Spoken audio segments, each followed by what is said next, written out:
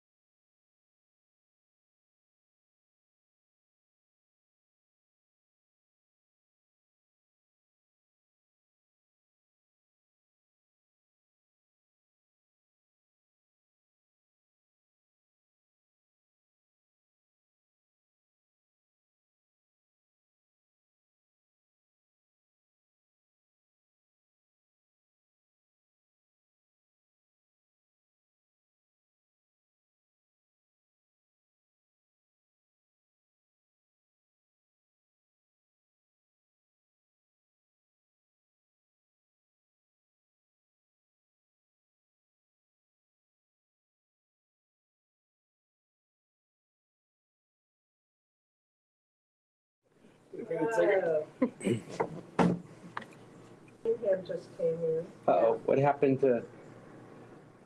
Is he here in town or? Yeah, Jim's in town. They've been here since October. Mm-hmm.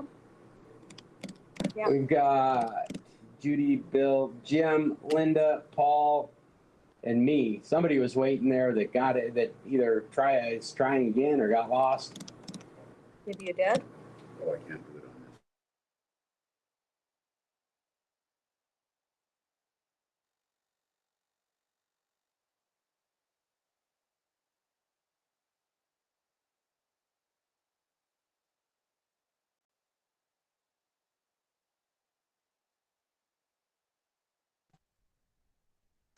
No sound.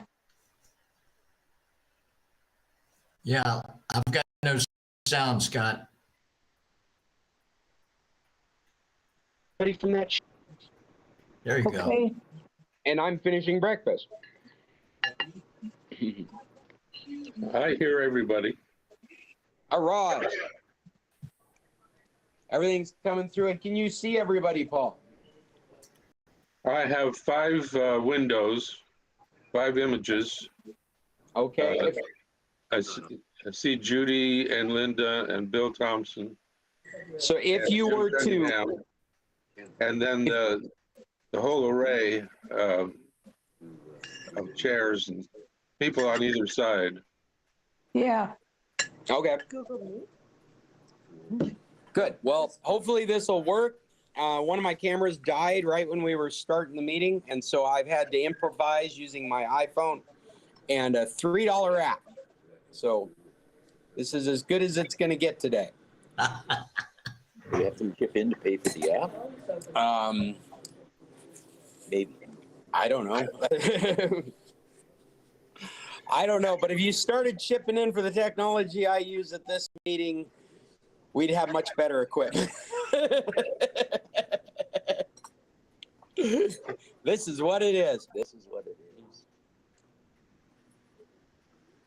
And this is our meeting group here, without me in the frame. Not quite sure why, but that's okay. There's stuff not working here. Yes, Mike over here.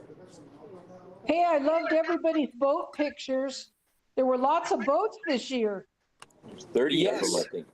I heard that too. I heard there was 30 boats that were Wow. fireworks going off from the boats. It was Think about it. There used to be 5. Yeah, Yeah. right. And Linda, the ribs at La Palapa were delicious.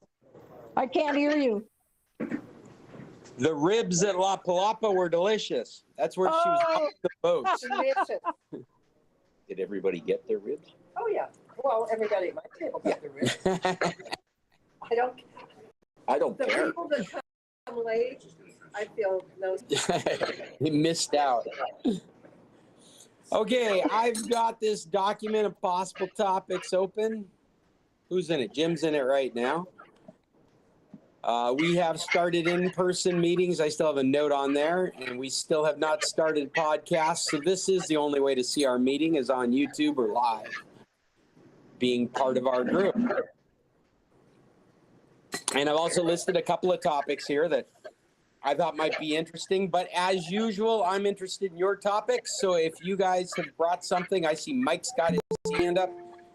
Go, I Mike. went to an old friend this morning. Our internet was out, and I turned everything off, turned it back on, started fooling around. And the driver power state failure. Where the screen turns blue, A blue pilot screen? looks inside. Yeah, yeah.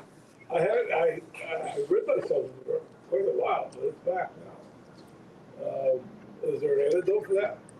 Well, okay, first of all, we all got to recognize that when you're running Windows, we don't have blue screens anymore. And so most of the time when you've got a blue screen error, it's hardware related. It's something that's failing. It's not a software component that's gone bad. Hello, folks. Have you come to join us? Excellent. Please pull up a chair anywhere. No, we're So still something that- socially distancing, but. there's something broken in the computer itself. Well, I may not be quick to make that assumption, but hardware-related brokenness could exist. And one of the common things that will create random problems. Somebody wants him. All right, Dave.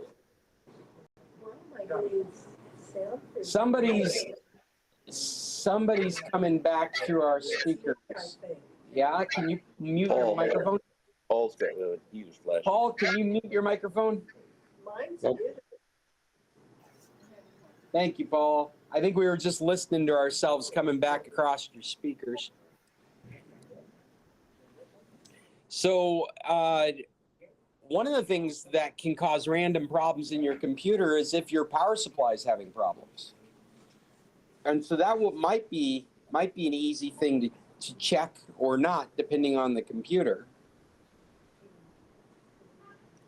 Could it be somehow affiliated with the lack of internet today too?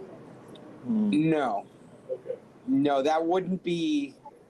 I mean, it would be a strange set of events that would cause a blue screen. It would have to be something like you're using equipment that is like filling up a buffer, waiting for internet to come. I mean, it would just be an obscure.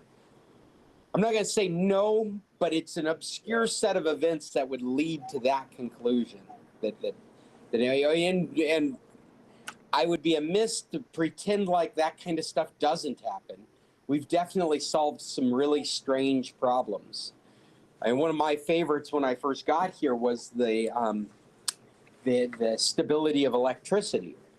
And I would be at somebody's house working on a computer, and the printer didn't work, and things would be blue screening and having problems. And I have the power going through like a voltage regulator. Yeah. And so we don't really suffer from those kinds of problems anymore, and we have more stable equipment we're using. But at the time, I could bring that back to the office and plug it into my electricity, and all the problems would go away. And so there are these really odd phantom problems. But assuming your electricity is good, a blue screen is very strange to have in a computer. It could be, well, here's something it could be. Did you recently install hardware? Like, did you add a webcam or add some? Because one of the things that could cause a blue screen is if you've got the wrong driver installed, which should be difficult to do. In a world of Windows 10, in a world of Windows 7 and higher, it should be very difficult to install the wrong driver. You should have already been having problems and fighting with that hardware and looking online and using other people's advice and trying the drivers that are from illicit sources. That's how installing the wrong driver might happen. And then if you had the wrong driver, it might result in a blue screen. I think in this day and age, a power supply is a very, very likely problem. Well, do you know what device is throwing the blue screen? it's my old computer. Well, it's the old computer, but when it comes up, it gives you. Do you know what the message was that it gave you? It did say check. It just said driver power state failure. Driver power state failure. So I haven't Googled that, but that sounds to me like whatever component threw that error was not able to control whatever power it's supposed to have. Like it was too light on power, or it's supposed to enter a power management state. No, that's electrical power, nothing to do with internet power. Right. Okay. Yeah, electrical power.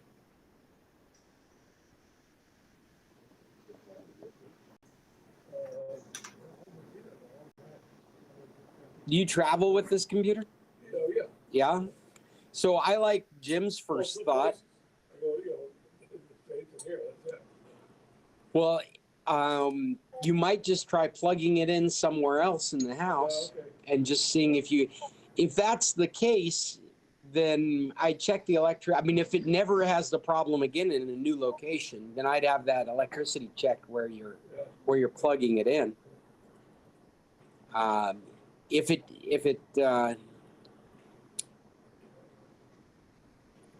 I had a continuation on that thought, but it just evaded me. The alternative would be to unplug it from the stabilizer. Oh, is it a laptop? It's a laptop? Yeah. It's a laptop, so you could try running it without a power supply. And seeing if that makes any kind of difference. Power state failure, device power. Tell me again what that said. I'm trying to Google this right now. Yeah, Driver. driver power state failure. Okay.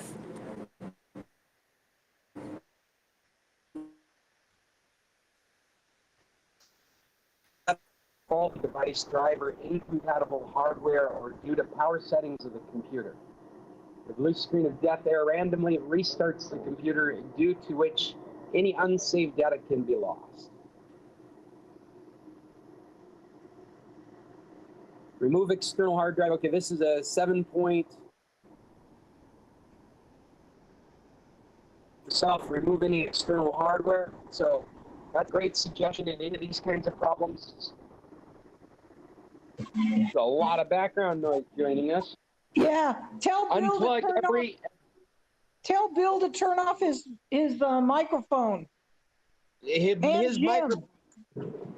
Bill's microphone is the whole meeting. Oh, okay. He is our microphone. Oh, okay. How about Jim? I don't know about Jim. Okay. How did we lose the meeting up here? Oh, I know what happened. I opened the wrong web browser. Sorry about that. So, remove external hardware. This is every cable that's plugged into it aside from the power cable. They remove everything and see if the problem goes away. Yeah, just everything. That's the easy answer. Leah, I remove everything that you can still use the computer without. So printers, scanners, external mice, keyboard. In fact, if you find that it's like a keyboard or a mouse cable, you might just inspect the cables. Who knows? Maybe an actual mouse was eating the mouse cable. Uninstall any newly added drivers. We kind of covered that. You haven't installed anything new, so I wouldn't expect anything new. Update your device drivers. This is a good suggestion. It's just a little vague, though.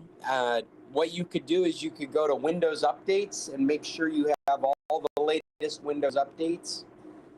And then very old school Windows stuff that you still end up having to do in Windows 10 is go to the device manager, pull up devices like sound and display. Where are we getting all that noise from? They're pouring concrete. They're pouring concrete. Maybe we should shut that window. You think it would make any difference there? I hear it coming from over there. I don't know if that window would.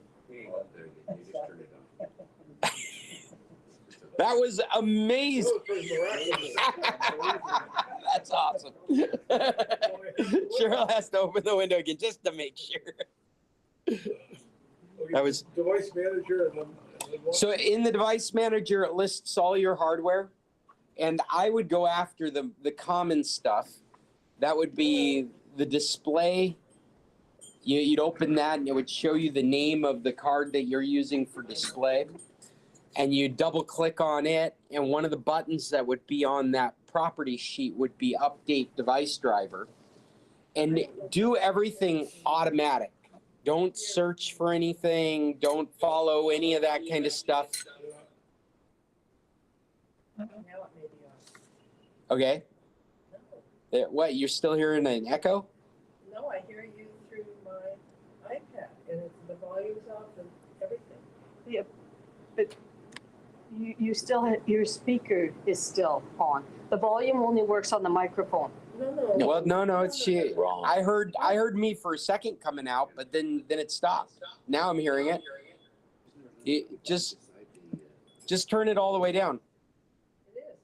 Well, if it's turned all the way down, we're not hearing it anymore. I hear you here. Is there not a little button like this one? This is new. I don't know. I don't know either.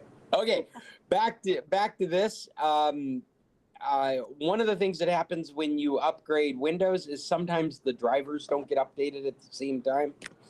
And so you can go and manually do that by going into the device driver, going into the device that you want to update.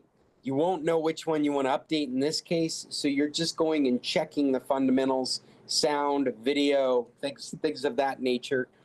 And go under display, you'll see the name of your video display. Click on that, it brings up a properties sheet.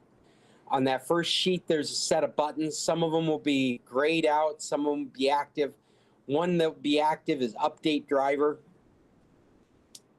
And when you hit update driver, it opens another window. That window will have options on it for how you want to update it. You just want to pick the automatic update option. In fact, since we're talking about this right this moment, I'm just going to bring it up on my screen so that I can talk intelligently about it.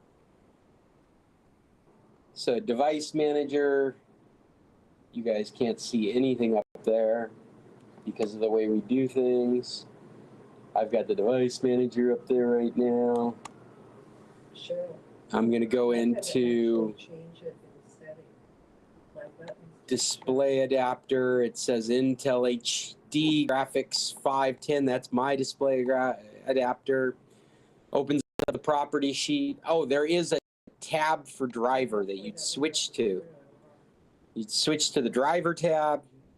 You'd click in that one. There's a bunch of buttons. One of them says update driver. You click on update driver.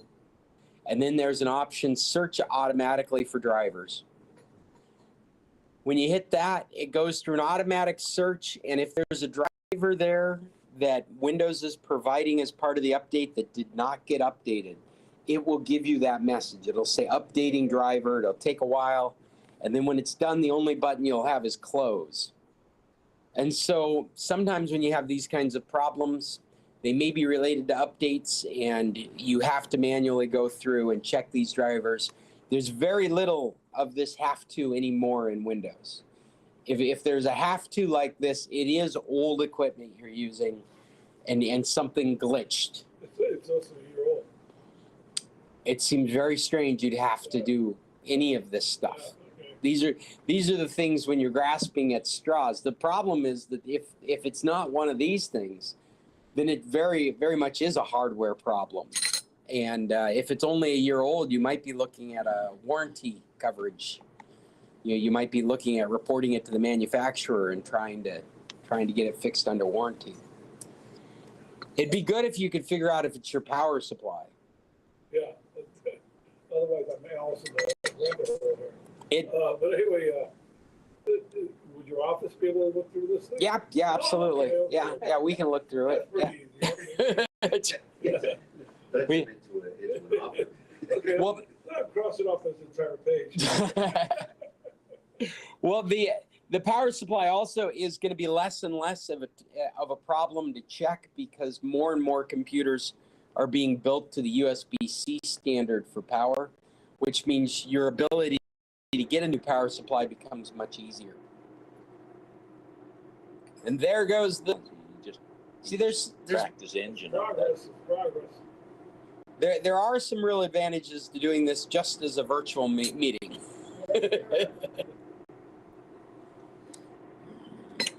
Well, I hope some of that can help you, Mike, and if not, my office can help you. Have we got other questions that we want to bring up in today's computer club? Anything, any announcements people want to make, any problems they're trying to solve?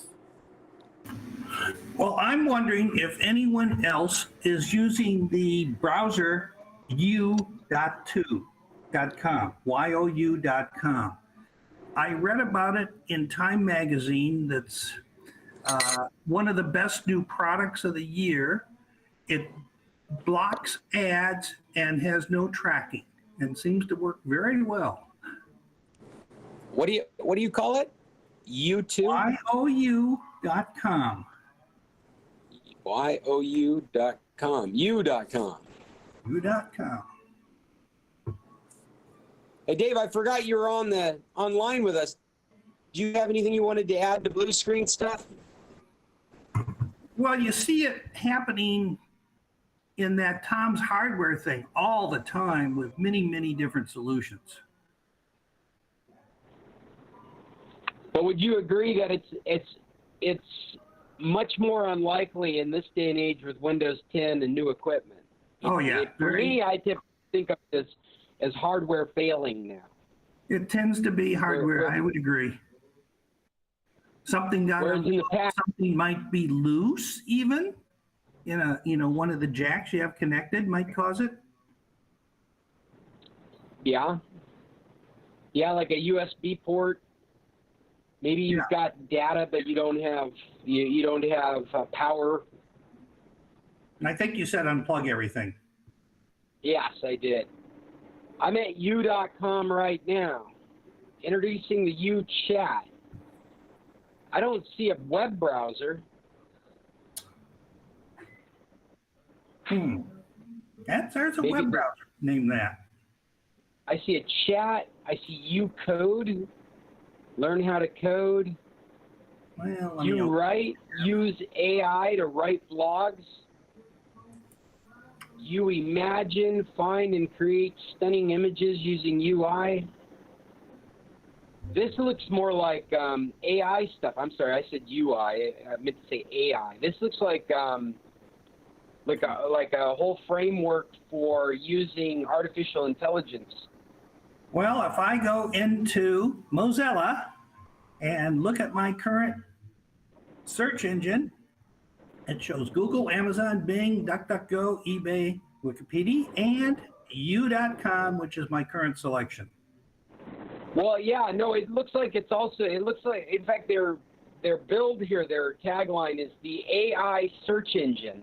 I'm sorry, you were talking about browsers to begin with. Browser search engine, yeah. Okay, so it's a search engine that we're looking at. Yeah, it's an excellent search engine that blocks ads. It blocks ads. Yeah, in addition to not tracking you. It looks like you can use it without being any kind of member. Yep. What should we search for? Blue screens.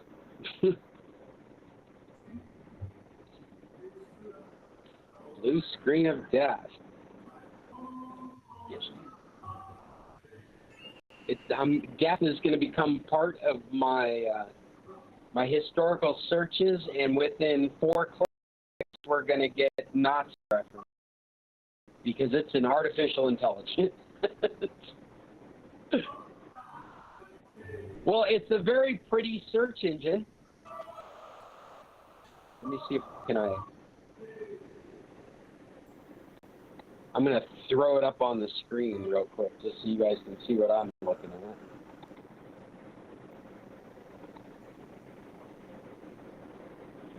So you're greeted with a page that looks very similar to a Google page.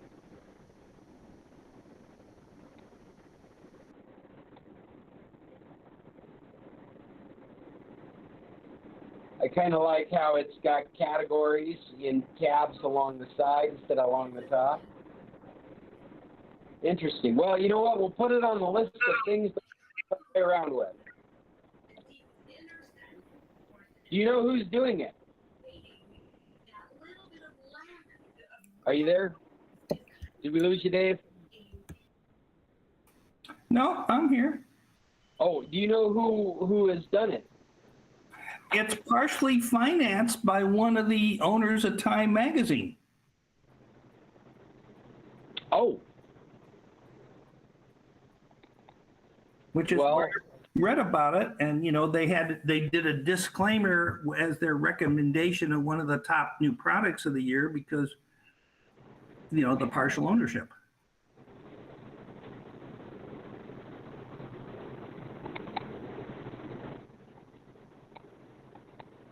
I'm losing my windows. Another thing that's much easier to do in the virtual than it is in person.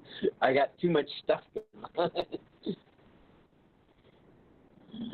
So is there a way that you can hook a microphone up and rather than using So the issue that we've talked about at each in-person meeting, this is our third formal in-person meeting, is that we don't have a good system for echo cancellation. So if I hook up a microphone, what's going to happen is you're going to hear me twice coming through. That's why we've elected to use Bill's tablet, because At no cost to you. yeah. But I'm not hearing you through Bill's tablet. Well, that's because I'm right in front of you. But I should, because I'm on here, I should. Well, if you turn up your speakers, you'll hear me coming through Bill's tablet. If you turn up your speakers over there. Yeah. And the reason we've elected to use Bill's tablet is because Apple's system has really good echo cancellation. And so for the stream that's going out to the internet, it's picking it up from that page. So I'm listening to myself through the Meet. You can see my microphone's turned off, but my computer's picking up what's coming off the Meet and it's streaming it out. It's really dumb, but it's working. And I haven't come up with a better solution. What's that? Bill is the microphone. Bill is the microphone Bill's for our whole computer group. is the microphone. Yeah. Be precise. Bill's computer is also the speakers for us to hear these I've been folks talk. co-opted. I didn't even ask for this. It happened on the first trial run, and it's Yes. been this way since, because I haven't been able to come up with a better way to do it yet. And we refer to it as Scott's computer now. Oh yeah, when we leave home, Yeah. she says, "You got You have Scott's computer." You have Scott's iPad ready?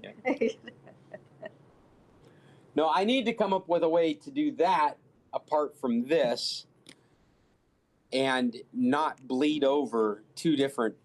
In fact, I think that on the recording, when people talk here, no, these speakers, as we're hearing them, they don't get picked up by this microphone, and that's the only microphone that's going out. So there is no bleed over, which is. Can you talk about the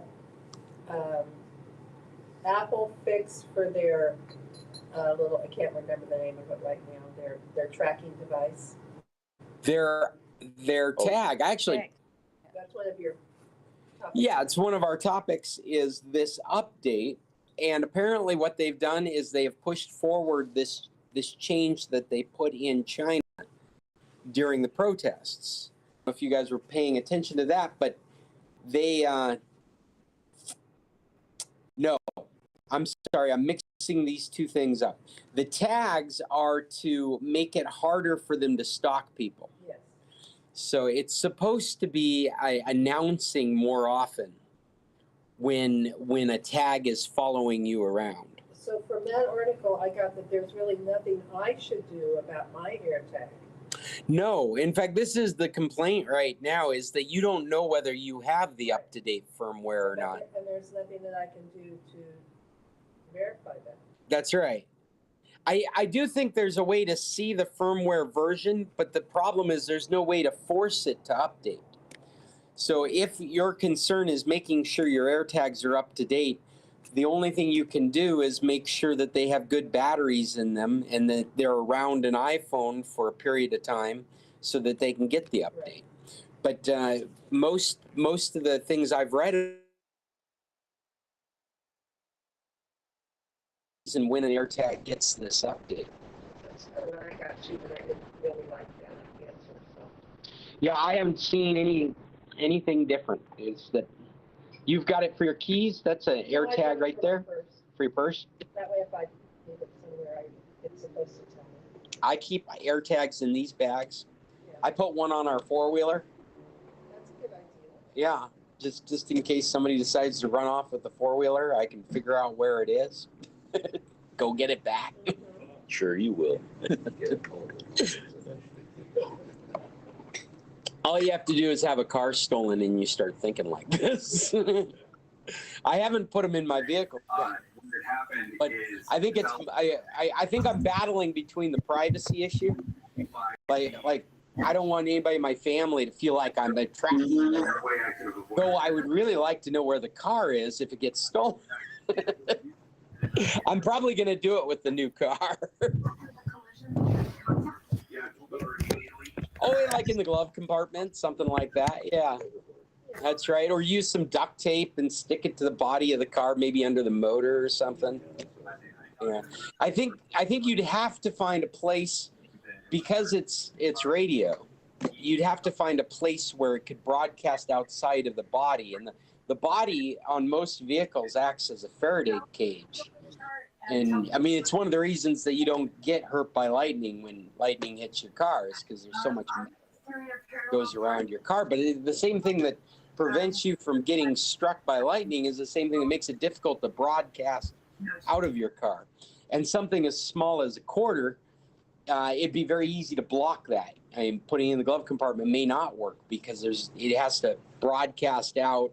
Yeah, I've never tried it in the car. Out the windows, yeah.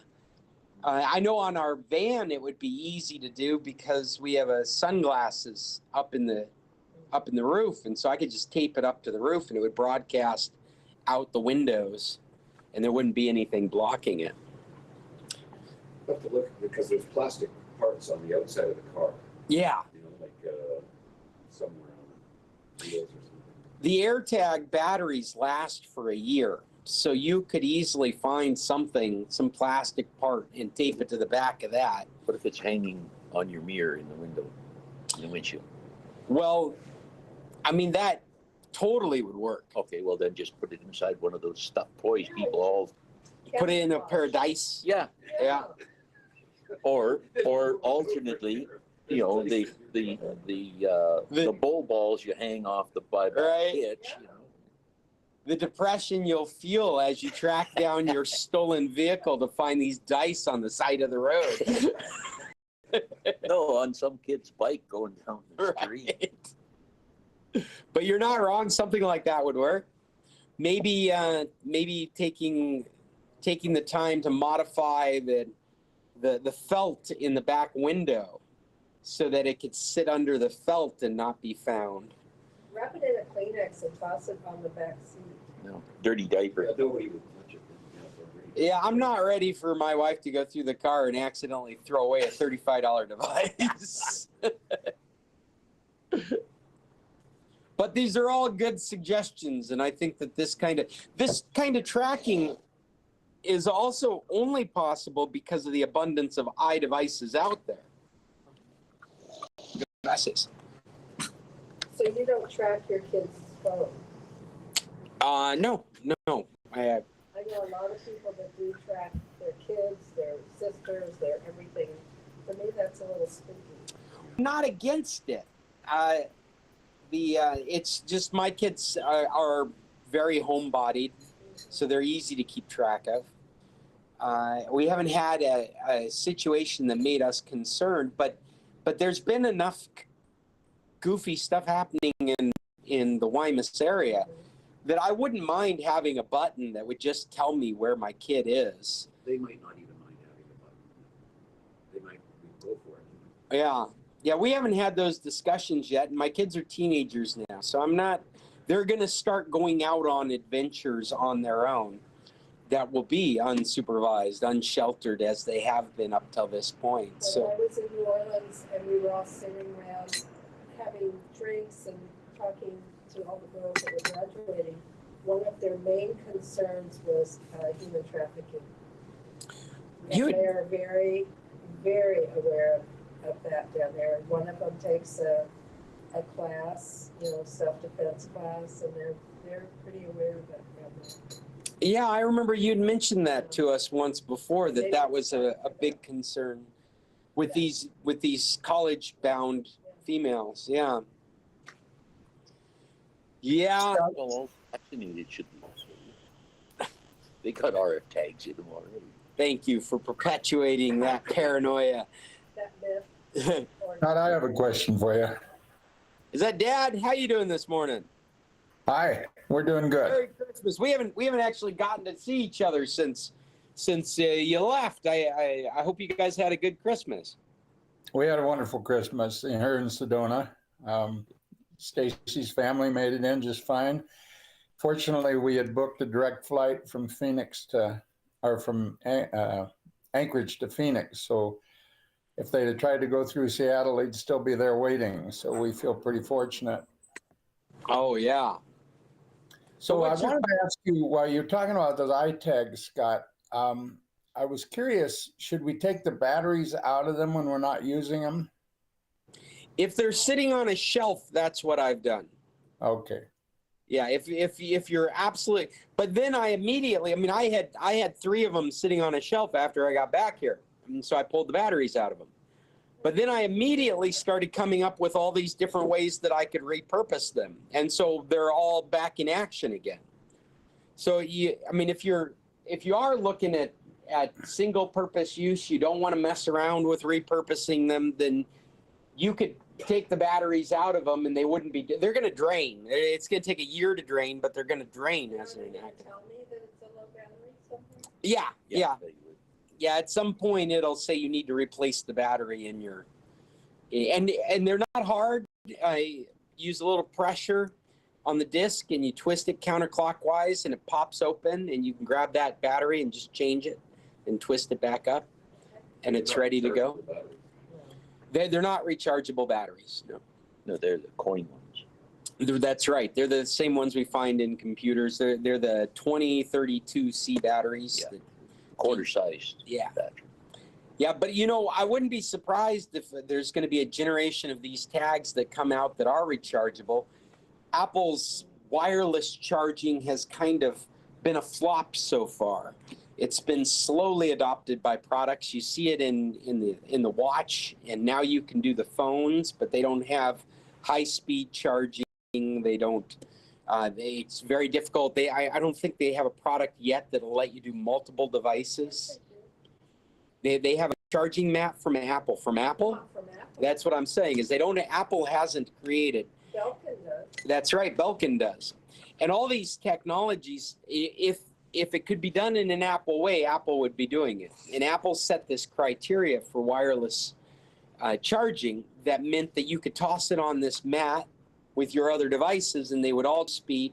And Belkin's doesn't do that. Belkin's has coils that are interleaved, and there are certain areas of it that charge better than other areas. I've got a wireless charging pad in my car now. Yeah. So those single chargers, those work really good. I have to take it out of the case. But to finish my thought, I don't think that we're going to have wireless recharging. We're not going to have recharging tag batteries until they can be recharged wirelessly. And I don't believe that Apple will do that until they've perfected the mat that you can just throw your devices on and have them charge.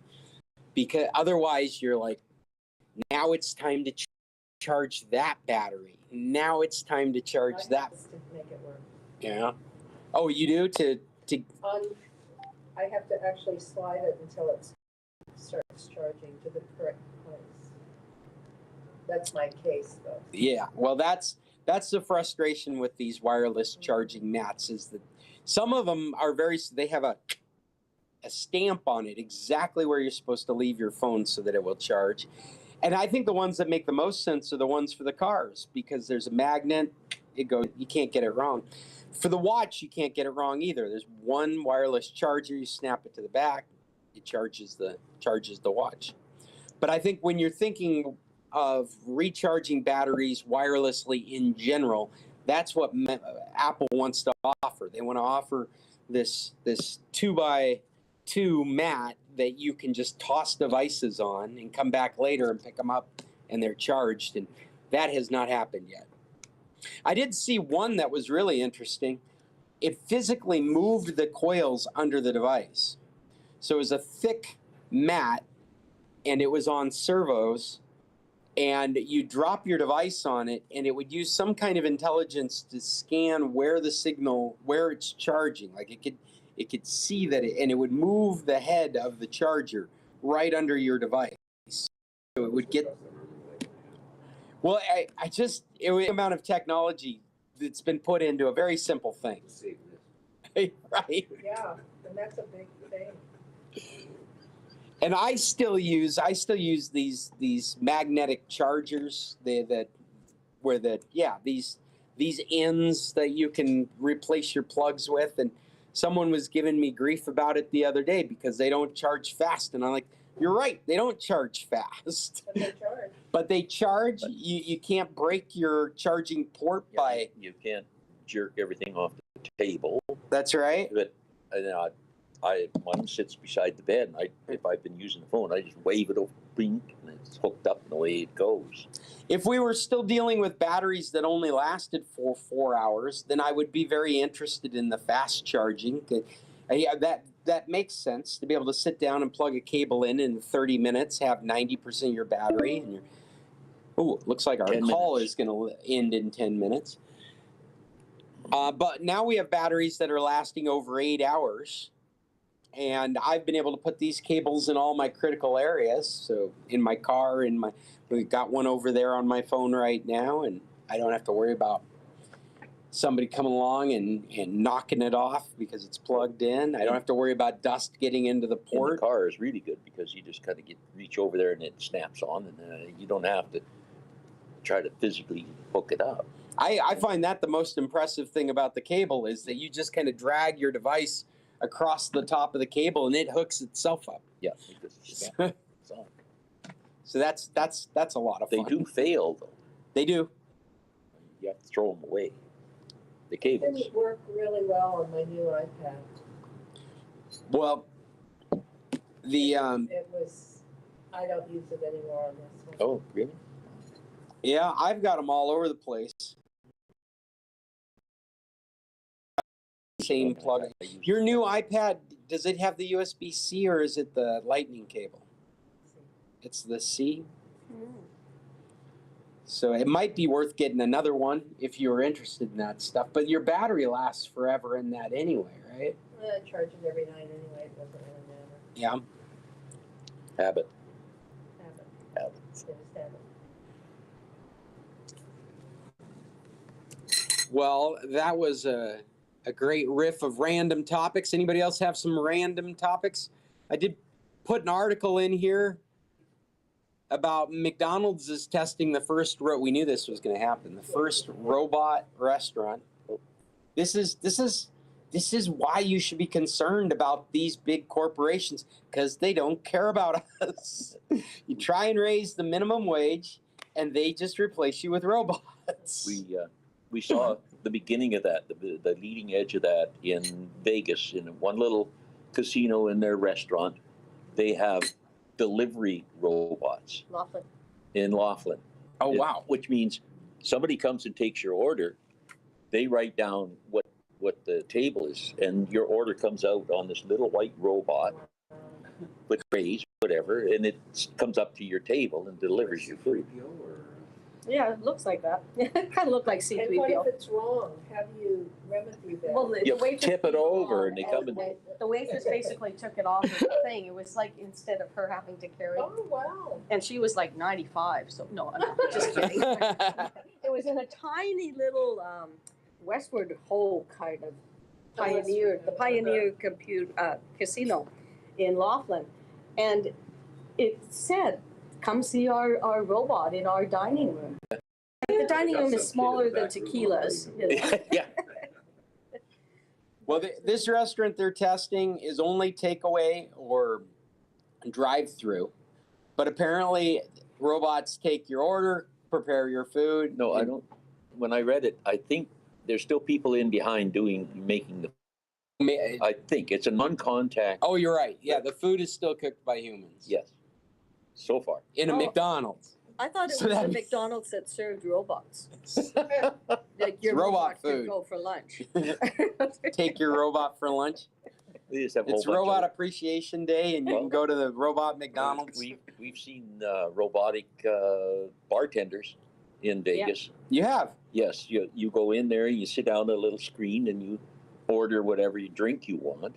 There's a robotic arm like Oh, okay. and it goes picks the bottle up, puts them in there, constructs the drink for you, and then slides it out to you. Wow. They're not very handsome. No. They're not very handsome. I saw an article the other day about a guy who tried to slip the robot his motel key. Yes. And they threw him out. So I wonder how that works. Hold it. I just ran across an article while we were sitting here. South Korea has now approved the importation of realistic full body sex dolls. Okay, so we're close. Can they serve drinks? That's not what they serve. Multi-purpose. Going back to the bartender, I'm kind of curious. Like the common joke around here is that you know, in the States you start drinking and your bartender starts doing your drinks because you're gonna have to drive and they have a liability, and so they can't be getting you too drunk, and so the rule of thumb is they start like making your drinks a little. Here it's just the opposite. You're part of the party. As you drink more, make more of a nuisance, they keep feeding you more booze. So is the robot able to do that for you? Can you in Las Vegas? I saw him grab somebody by the throat, throw him out. Throw him out. Robot. I think he tried to pinch their butt or something. I don't. Or they're just poor tippers. They're really poor tippers. Yeah, you know, a robot bartender sounds great for a tipless society. I was gonna say, do you tip a robot? I don't know. I never looked at the screen. We don't buy drinks in Vegas. We drink the free ones. We never buy a drink. It's time to probably switch pretty soon. Yes, we're running out of time on this meeting? Oh, yeah, is that where we're at? It says 5 minutes. 5 minutes to go? Okay. Well, we will. Somebody has to remind me because I might forget. I think we strayed a little away from the computer club thesis. Oh yeah, well, getting back to robots and I love all that technology. I think that's very cool stuff. I just wish it wasn't done to save money by not hiring people to do the jobs. But It started like in the late 70s. Automation. Measured bottles upside down, Mm-hmm. and you would not pour the drink. You would just put the glass in there, and the bottle would drop down the exact amount. The exact amount, yeah. But didn't it start way before then, when it was an automat? You just put your money in it? Okay. I was in a small town. Well, I didn't have that either. But Well, and the third topic that I put on today's list that I thought we could all appreciate is an article talking about people that are being left without software updates for their medical implants. yeah, Oh, yeah, the companies have failed. Yeah, they're tech startups, so they're functioning like a Google back in the day, and they're not making it. And so they're in the medical industry, and they're creating things like pacemakers and whatnot, and they go under. And so they're left. These products are orphaned with nobody maintaining them. The doctors that installed them aren't experts on how to change batteries or. Well, they're robots too now. Right. And so I thought it was an interesting article that you guys would find. Niche market for for guys like you. You know, you get in there and.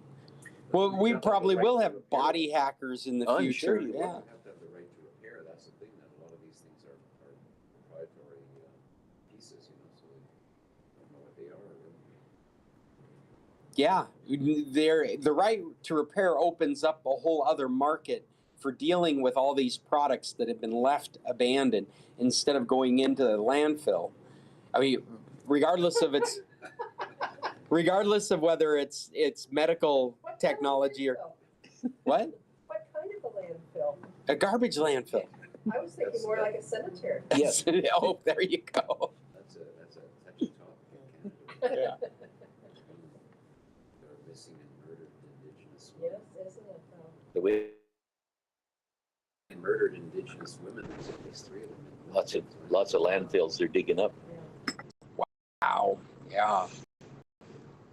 Yes, Judy. How about the Bitcoin mogul that's now living with his parents?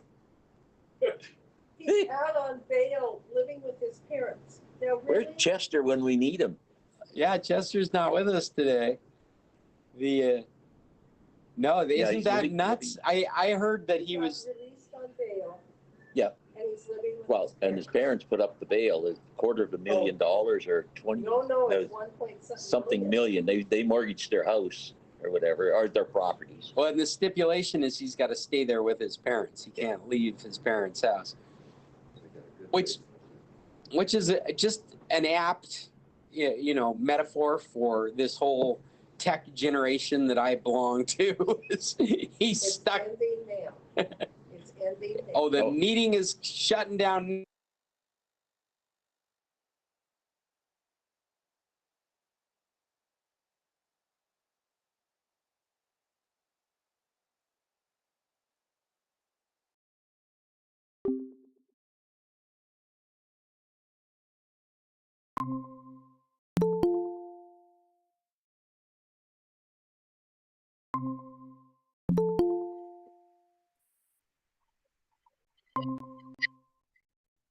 Got a Doctor Who vibe when it does.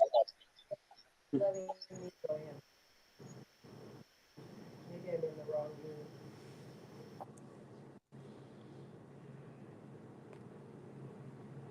Look at all our windows. That's amazing.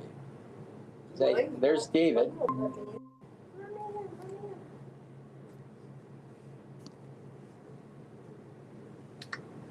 You on the right one, Judy? There we go.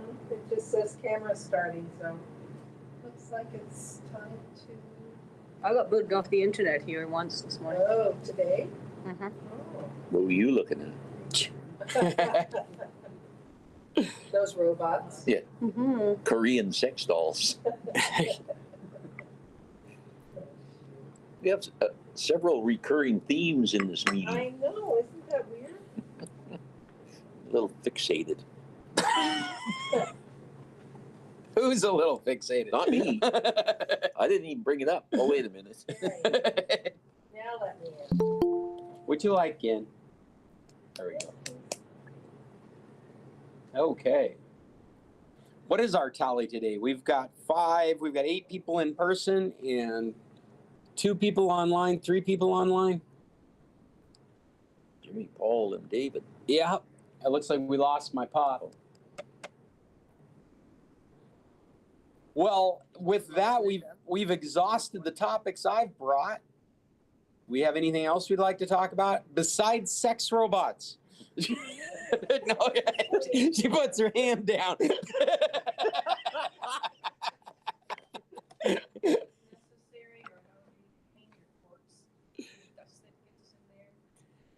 It's not typically that necessary, but it is a concern when you're having problems with a port, then it could have gotten dirty in there.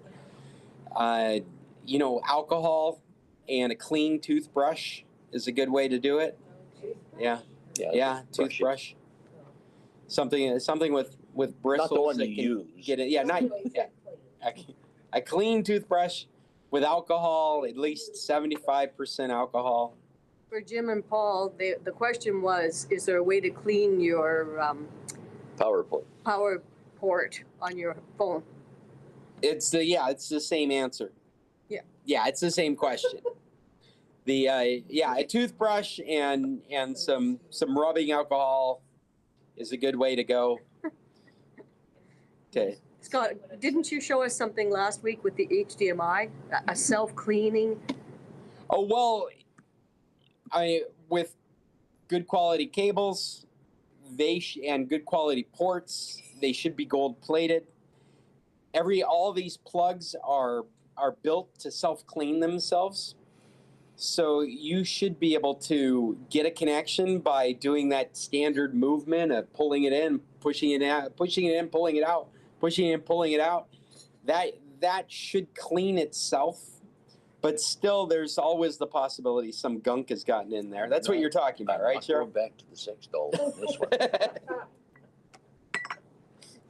I don't know what's happened to this meeting. It was too much out there not to mention it. And it's the same when it says your camera lenses are 30, 70. If your camera lens you're concerned about cleaning the optics on the outside. I feel really comfortable using alcohol on most things. For things like screens and lens covers, I like to make up a mix of about 30% water, 70% alcohol, and use like lint-free cloth to. Yeah, kind of the same thing that you use on your glass. Anything you'd feel comfortable cleaning your glasses with, I feel comfortable cleaning a screen, or I feel comfortable cleaning the lens of a camera with.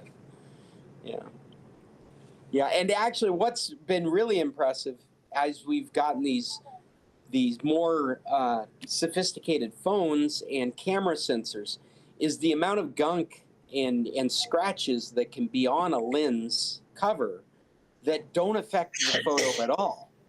Whereas back in the day when they started doing this stuff, some little hairline scratch would show up on your pictures. It would cause autofocus problems. These newer devices, and newer is not that new, I'm talking 5 years, 10 years old, they see right through that stuff. It's just not even affecting the picture anymore. So I think the cleaning you're talking about is really like mud got onto it, some oil got onto it, some Big old finger. but general maintenance cleaning, I don't think you have to do. It just doesn't. It's not necessary. This is a non-computer, but on the same kind of a topic. How would I clean the lens covers on my car without buying the $20 stuff that they sell? You have your headlights? Yeah, Google it. There's I know, and one of them says toothpaste, and I just can't imagine. doing that. toothpaste No, is yeah. is small abrasive. It'll take out those little scratches. Yeah, they're actually. I used to have I think I got it at AutoZone. Was Yeah. this plastic polish? Well, they were out, and then they had one that was $20, and I decided I didn't want to spend $20 for something like that. Yeah, but I think the only other way to do it is to replace it. That's a lot more than $20. Probably. The stuff I bought has lasted forever. It has lasted longer than the container. I went to grab the container because I use it for more than the headlights. I've used it on. All right, this is not tech advice, okay? Don't do what I do. Okay. But I have used it on screens for, like, if there's been a scratch on a phone screen, I've used it. I've used it on watch. Wow. But I would never recommend somebody to do that. This is something I've done before that has been successful. Anyway, I've had this stuff around so long that the plastic bottle it came in has crumbled. So I think $20 is well spent because you use it once on your headlights and then you use it again 4 years from now on your And headlights. then that way, because at night it's really hard to see because I don't have, I have 2005 headlights. So they aren't. What's the stuff called? I don't know. It was on the shelf and they were out of it, and it was $20. Something, it's over on that first shelf as you walk Did you in. look at Amazon Mexico? No, Maybe. maybe. Would you believe that toothpaste was actually recommended as the cleaning agent when you have minor problems with contact lenses, hard contact lenses? Seriously? Yeah, I've used it, and the only thing you have to watch out for is that peppermint taste in your eyeball. All right. Now, is this a true story? No, seriously, you could feel the taste of the peppermint, literally. It's very ironic when I've used it.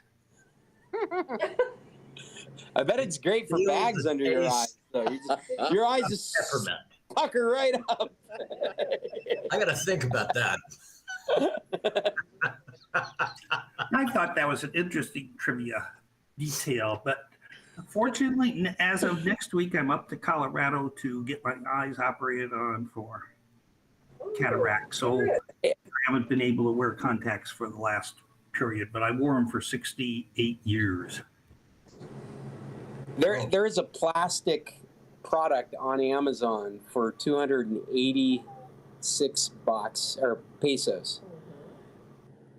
That's called plastic cleaner, clear plastic cleaner, and it's specifically for like headlights. Oh, okay.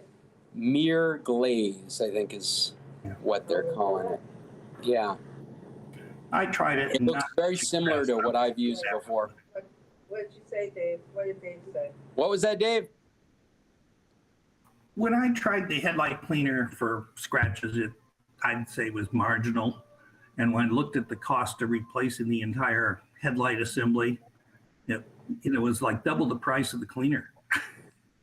Well, in this case, the cleaner is like $14. I know my headlight was going to be $100 to change, so I was very happy to use the plastic, and I got good results from the plastic cleaner. It got the that ghosting color off of it. Judy, just go to with your toothpaste and on the corner and a soft cloth and try it out. I always try it out someplace on it. Toothpaste has been recommended for the smartwatch. Yep. For scratches and. They used to recommend it for taking the scratches off your CD-ROMs. Yes. Too. Yes, that's right. I remember. I don't know that. if it ever worked.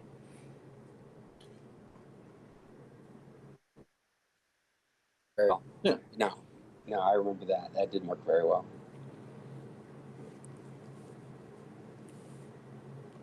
But they tasted much better. Scratches disappeared, but the CD-ROM worked. That's right. Well, the CD-ROM, I don't know if you remember, but if you got circular scratches, that disc was done. If you had Straight line. if you had straight lines across the disc, it wasn't a problem. But if you ended up with something etching a circular scratch into the disc, it had to have a professional polishing to get that out of there, because it would not work. In fact, when you would use the scratching, like using the toothpaste, you were always recommended to go from the center. Didn't go around. You didn't go around. You always went. That's why mine never worked. Yeah. You always go for it's not like a record. When you would clean LPs, you would very carefully, lint-free rag, go in a circular. And the CDs were just the opposite. You would go from the hole out to the edge. You would polish from the hole out to the edge, because it's digital data. It's reproduced a number of times on that disc. If you end up with a circular scratch, it can cut all the way through all the same data, so there's no redundant data left, and so it can't read. But if you end up scratching when you're cleaning in that manner, then there's more. That same data has been reproduced in other parts of the disc. Your LPs were physical, where the CD is optical. It's a big difference. Yeah. You can get away. Yeah. Well, and the LP wasn't digital, and so you have a lot of variations that still make sound. So it's why you would hear pops and hisses and still listen to your music, is because your ear can work through all that and still enjoy the LP. The CD being digital, it has to put together ones and zeros to create and that's quite literally just pocks. There's places where there's a hole, a microscopic hole, and places where there isn't. And that's a 1 or a 0. And if you don't have enough 1s or 0s, you just don't have any sound. There's nothing to create the sound. You know, on this topic, because we've run out of topics and we're tailing towards the end of our meeting, one of the interesting things that I've discovered recently that I did not know is that there are, I know this part, there's this big renaissance in LPs. People are enjoying collecting the old style technology. And there are new LPs being created, and there's new LPs that are being created of old LPs. So you could get like an old Frank Sinatra reminted as a new Frank Sinatra album. It's just a reproduction of the original LP as a new LP. But this is the part that I didn't learn until recently. None of the masters exist anymore. Those tapes are in horrible condition. And years ago, when the record companies were moving to digital, they took them out of the vault, they cleaned them up, they made them sound as good as they possibly could as magnetic tape, and then they reproduced those digitally. And now these new albums that are being produced are an album reproduction of a digital reproduction of the original masters. And so it's all meaningless because all you can hope to get is less sound, not more. Even though it's coming through your record player, it really is an aesthetic that people are, they're not getting that warm sound they talk about. You know, you'd think they'd have learned from the movie industry. Right. The movie industry was the exact same thing. Yeah. At some point along the line. Yeah. So this kind of hipster way of enjoying music and collecting albums. Even my, I'm not to begrudge my cousin. He's a great musician. Handed me an LP. That's great. I don't have a record player, so it's sitting on a shelf. You know Omar, right? What's that? Omar, he's left town now, but the musician Omar. Yeah. Yeah. I gave him my last photograph of about 70 jazz albums. Oh, okay. They were basically like this, but you know, he worked out. He enjoyed it, so we got it. Well, I can see a real appreciation for that. I mean, you've got an old collection and antiques. I can see appreciation for that.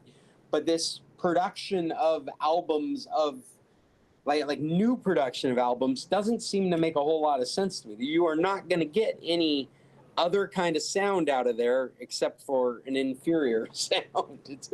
If you like listening to music but you miss the pops and the hisses, then you go with these album reproductions. But it's a younger ear that's listening now, so they're not really going to know. I don't know. And that's my trivia tech for the day. There you go. Have we got anything else? You know what we normally do at the end of our meetings is we talk about recommendations, things that we've been reading or watching or playing. Little Miss Binge Butt here. Hey, now wait a second. Were you the one that created the list last week? No. Or was that Mike? That was Jim. Okay, Jim, you don't get a turn. You used up your turn You used up your turn. till February. I was going through that list. I'm like, I'm not going to have a chance to watch all these movies before next week. Well, I could never find Alaska Daily. Streamio. It's a TV series. Yeah, I know. But I think it's a Hulu's TV series. It's not a regular No. TV. I always It's tell an people I just ATV watch or- Streamio. Or maybe it's Peacock. I just look. If you can't find it on Streamio, it's not going to happen. Oh, your parents said they were watching it on Hulu. No, they said they were watching it on ABC. I know, but No, they're probably watching it on Scott Bailey's thing, the Radiosity. Well, I have, That's- maybe. That's probably what they're watching it on. I Yeah. thought they said it came on Hulu the day after it was on Yes. the ABC. Exactly, and it's not on ABC for me. It's not on ABC because it's on RCTV, but it's on a hiatus till January 14th. Maybe that's why, but I couldn't find it. But if you've got a cable subscription or whatever to I do, ABC, I do. okay, you should be able to see past episodes. Okay. Alaska Daily. Hey, our microphone's getting a phone call. So- Do you want me to tell them? Yeah, Hey, recommendations? I'm going to turn them down. Okay. Let me open a document. All right. My brother Cheryl, has this. Judy. I don't have one. Oh, Cheryl, Mike. Go ahead, Cheryl. All right. Book A book. Okay. called Shantaram. Well, I'm not sure exactly how you pronounce it. Shantaram by Gregory David Roberts. Only I've been watching it on Apple TV as a series. So the novel's been turned into a mini series. 8 episodes in 2 days, and I only have 4 left to do. It's been binge butt. Basically an Australian who gets into, this guy loves to do good for so many people and it always ends up bad, and mainly for himself. But he ends up in the slums of India. Bombay, and it's very, very interesting. It keeps me riveted. I want to know what's going to happen next. Has it made you want to read the book? It's a fascinating book. Yes, Jim and Jim's Linda read the book. Cunningham have read the book, and so has Bill's daughter Sarah, and they're all in for reading the book. And I'm The just, series is very good. You think it's comparable to the book? But rarely are they, but as much as it could be, yes. Okay. it's nice, I get it is a kind of thing with flashbacks to explain, well, we got to where we are, which is quite good. Now, at the same time, we started another series called Station 11, Oh yeah. which is, yeah, I don't know how Well, old it is. Yeah. Well, the series is fairly recent, like in the last year, maybe 2 years. The book has been around for a while, and it's been a recommendation in our club before. I love the book. The book is awesome. I read Bill the book. read the book a long time Yeah, ago. I read it when it was recommended here. Okay. But we tried to start watching this thing, and hoy, hoy, hoy, it is so slow. You're not really sure exactly why the things that are happening. It's basically after a flu.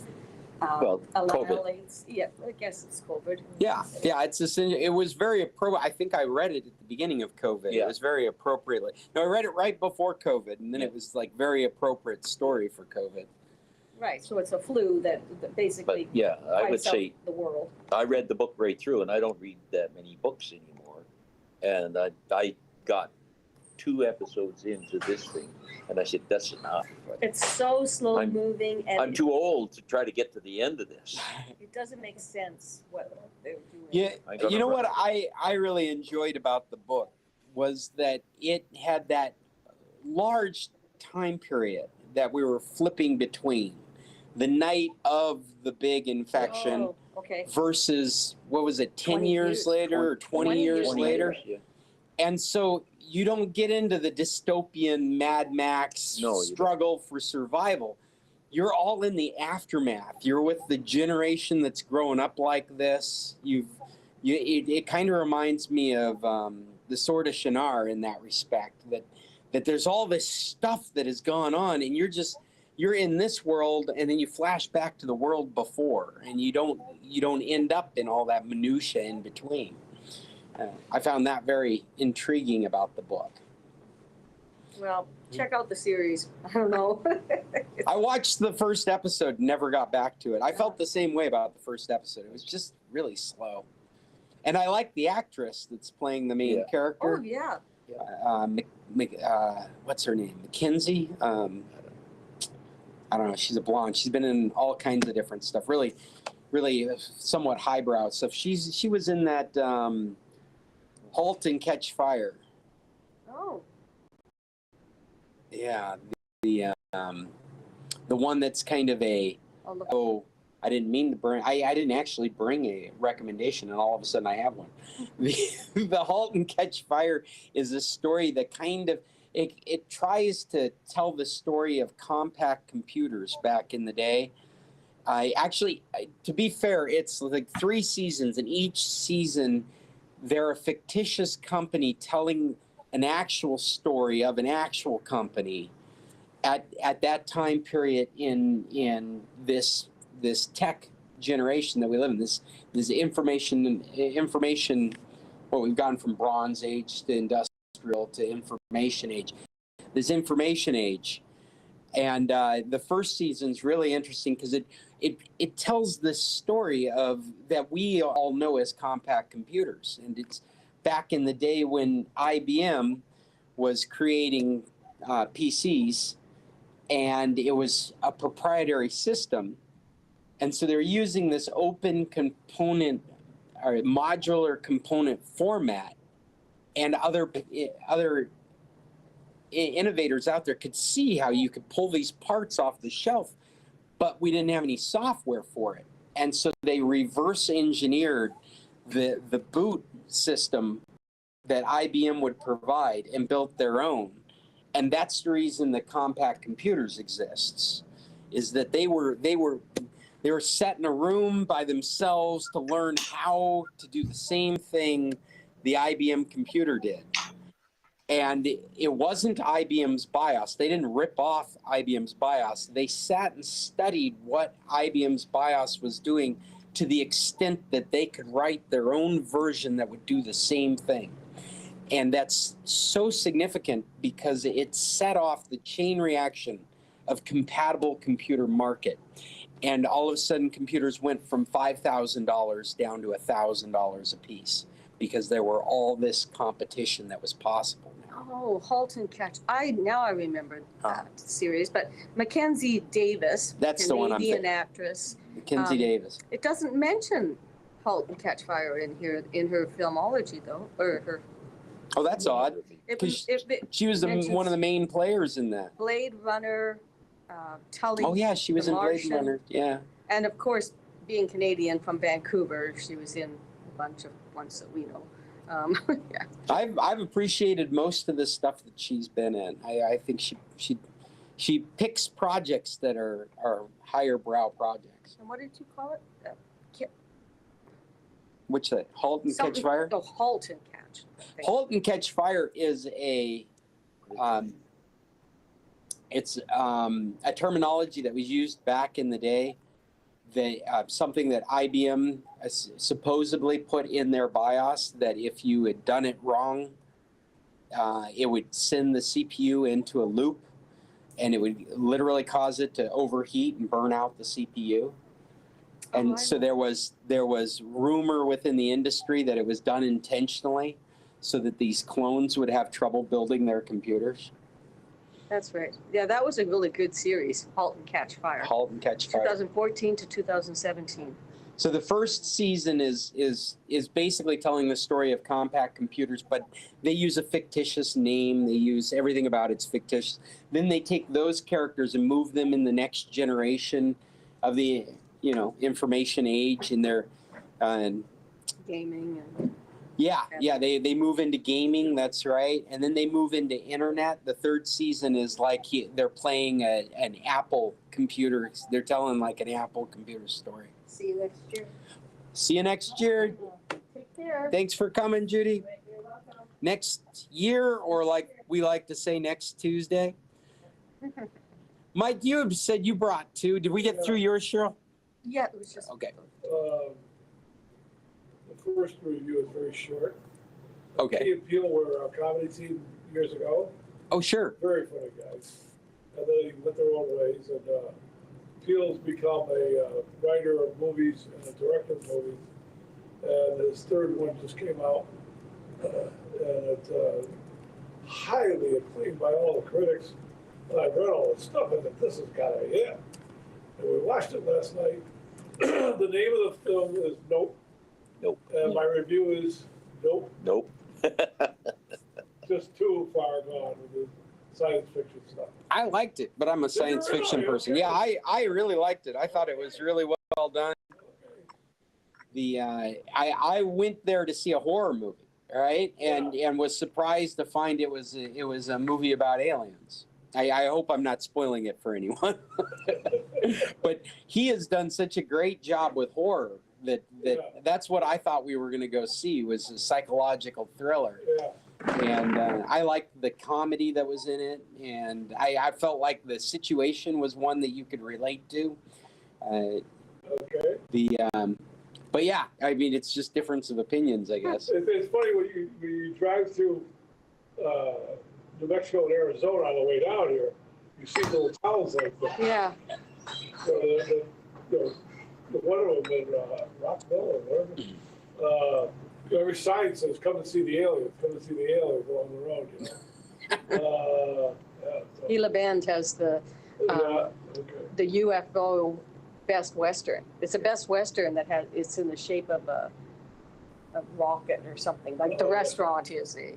Is a rocket ship? Yeah, well, or a there's saucer? a rocket ship outside, but a saucer. Yeah. That's right. The Flying Saucer Hotel or whatever in Gila Bend. The other one I loved, All Knives Out, which was a few years ago. And the sequel is. Oh my gosh! I should have brought that. I just watched it. It was awesome. It was such a great movie. Wait. What's it called? Glass Onion. It's the sequel to the Knives. Knives All Out or something like that. Yeah, it's a great, funny movie. And A Knives Out. the first review I read was about how fortunate for the people who put this movie together that they now have Elon Musk to copy as their hero. Yeah. And then 2 days later, every review had that. But No, didn't you feel like you were watching Elon Musk? Yeah. I didn't catch. I wasn't quick enough to catch it, but. Oh, I definitely as soon as that character came on screen, I'm like, oh, it's Elon. Yeah. Have you? It's not. Knives Out? No, great movie. Have you seen the first one? Very Knives funny. Lots of good humor in it. Yeah, it's got It's a typical Charlie Chan. Everybody in the place, one or two people get killed. Who was murder? Who killed him? Yeah, it's a who done it. Century. Yeah. What is it? Which one? Glass Onion. But Knives Out was out in 2019, Yeah. and was it good? Oh yeah, it was a great movie. Daniel Craig is the guy. He plays the Inspector Cousteau. Oh, and Jamie Lee Curtis. Yeah, is in yeah. it? He plays he's a southern not what do I want to say, like New Orleans. Jimmy's got his hand up, or no, he's gone. Sorry. We only got Paul left online. Yeah. Well, Glass Onion, I have to second that. That was a great movie. We really enjoyed Paul's it. gone. He said goodbye. Paul, I see Paul. Are you leaving, or do you have a recommendation? No. You can't wave to him because I got my camera on. Oh, okay. Now you can wave to him. Somebody said I wasn't here, so I waved to show that I was still awake. Have you got a recommendation you'd like to add to our list? I'm really bad. I watch things and then forget to write them down, and then Tuesday comes around and I forget what they were called. Okay. How about you folks? You got anything you've seen or read or used recently? Websites are good, books are good, anything that the rest of us might find interesting. Apps you use? Apps you use on your phone? They're just really quiet over there. Yes, I think next time we come, we'll be more into it. Excellent. This is a great show. You guys are great. Well, I'm sorry for our technical problems, but yeah. But then I guess if we're that good, we got to start charging. There you go. That is something that Judy and I both left them up there. we've We usually collect 10 pesos from everybody that comes into Tequilas, just to pay for their internet and the use of their space. So yeah, we it's always something put it on the table. we've done computer clubs since the early 2000s, and it's something we've just always done no matter where we've been. We collect a stipend for the people that have helped us with the space, their internet. They let me come in and just take over this area, and I've got a router I plug in up to into their equipment so I can use my own stuff. And I don't think he did it after, I think he did it before you guys got here, but you have to do your intro of who you are. I am Scott Stimson from International Computer Solutions. We're winding down this meeting. We also broadcast it on YouTube. So if there was anything we talked about today and Bill's microphone was turned on, then it is recorded in a YouTube video that you can refer to back later. And if you enjoy what we do, go to scclub.org and you'll find references to these meetings as well as things that we find interesting. There's also a list of help phone numbers. I was trying to get a hold of AT&T the other day, and on the Computer Club website, going through the reference phone numbers for an AT&T, because I couldn't find anybody to talk to me. That was Judy who came up with that. Okay, with the found that magic number. That magic number. So if you're looking to talk to customer support and you're having problems with AT&T, we've got that and many other numbers listed on our website. And I'm glad you guys have enjoyed it. Have we met before? You guys look familiar.